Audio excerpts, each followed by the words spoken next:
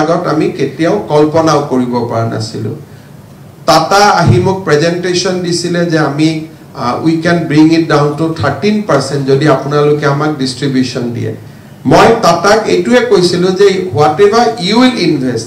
আমি যদি সৰকাৰও সেইখিনি ইনভেস্ট কৰিব পাৰো আমি নিজেও তাক 13.5 লৈকে নমাই আনিব পাৰিম in next 2 to 3 years last 3 years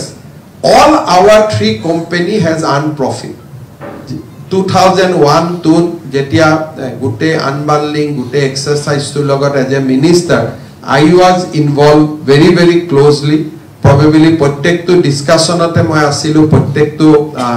I know the entire history how it was unbundled how I mean I know the persons also jibilakor logot ami kam korisilu tetia amar TND losses were almost 29 to 30%.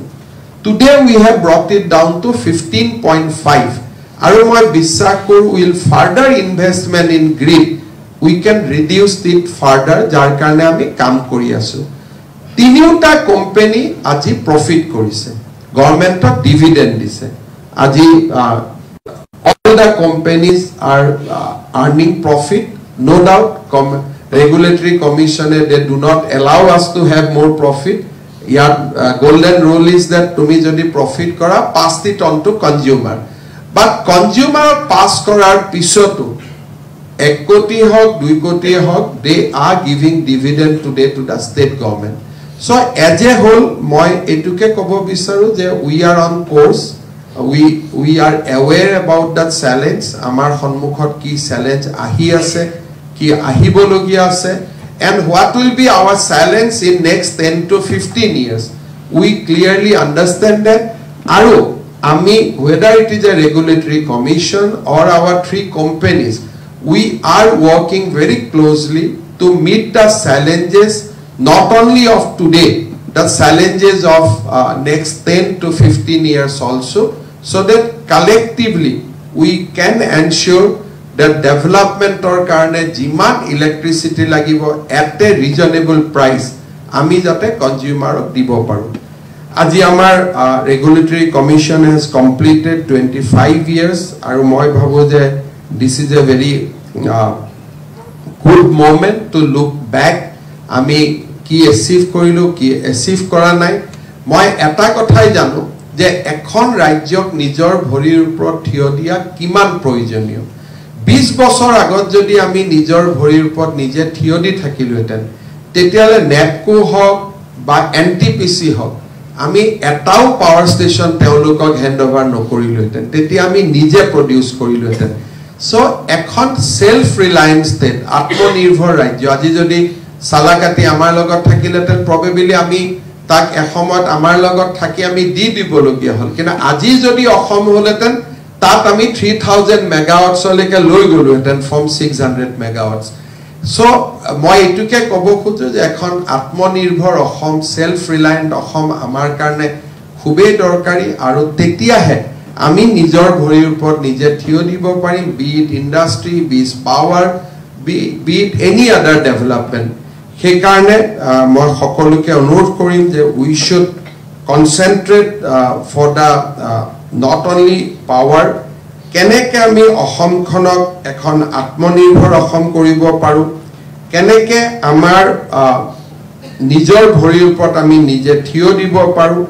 and we do not do planning only for next year we start doing planning for the next 10 to 15 years that is what most important for us moi bhabu jikhon ami 25 years or journey yate ami lipiboddho korisu that will give us lot of insight how to plan for future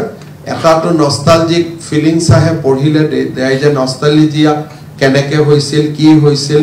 but probably for us who are in government more than nostalgia our concern is how to plan for future based on past because we cannot be bound by nostalgia enukwa hoisil tenukwa hoisil that is fine but amar karone these are guiding books je ei kitab khon pohi ami buji pam what more we should do how we should proceed and this will definitely give us a clear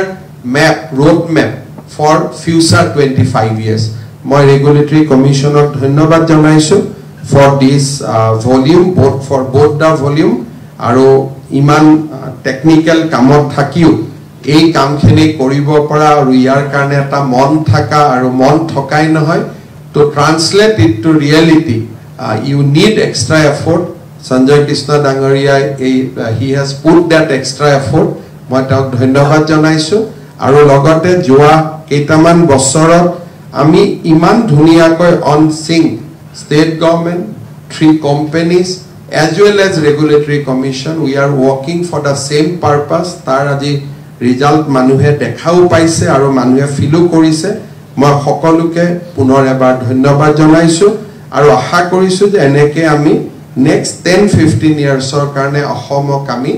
ready যেটো কব খুজে যে কোনোবাই উদ্যোগ কৰিব খুজে power আছে নাই আছে, কোনোবাই হস্পিটাল কৰিব খুজে পাৱাৰ আছে নাই আছে, আৰু পাৱাৰ অকল গুৱাহাটীত থকাই নহয় অসমৰ প্ৰতিখন গাঁও প্ৰতিখন অঞ্চলত থাকিব। সেই ধৰণৰ ৰেডিনেছ এটা লৈ যোৱাত আমাক এই কিতাপখনে ডেফিনেটলি সহায় কৰিব। সকলোকে আকৌ এবাৰ ধন্যবাদ জনাই